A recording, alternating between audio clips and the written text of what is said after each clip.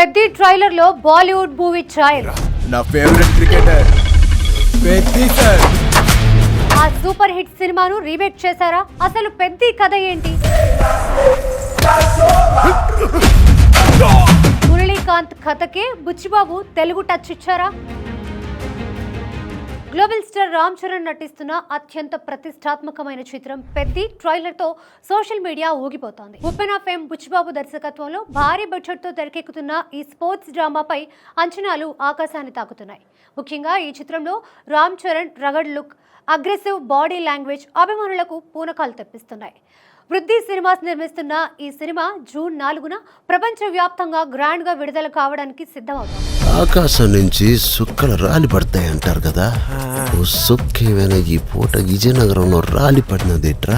తాజాగా విడుదలైన ఈ చిత్ర ట్రైలర్ కంటెంట్ ను చూసి నెటిజన్లు బాలీవుడ్ సూపర్ హిట్ సినిమాతో పోల్చడం ఇప్పుడు ఇండస్ట్రీలో హాట్ టాపిక్ గా మారింది. సోషల్ మీడియా ప్లాట్ఫామ్స్ ముఖ్యంగా ట్విట్టర్, రెడిట్ వేదికగా పెద్ది కథపై సరికొత్త చర్చ నడుస్తోంది.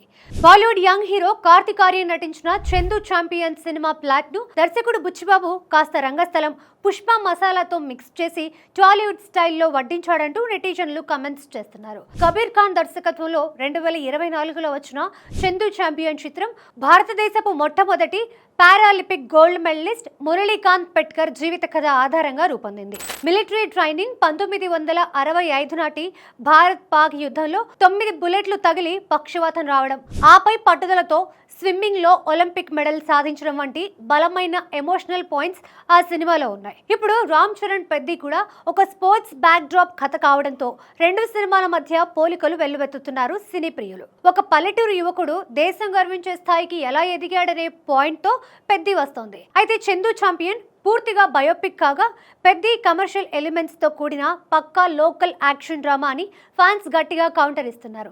అసలు పెద్ది కథ ఏంటి? చందు ఛాంపియన్ తో ఏమైనా పోలికుందా అనేది జూన్ 4న తేలిపోనుంది.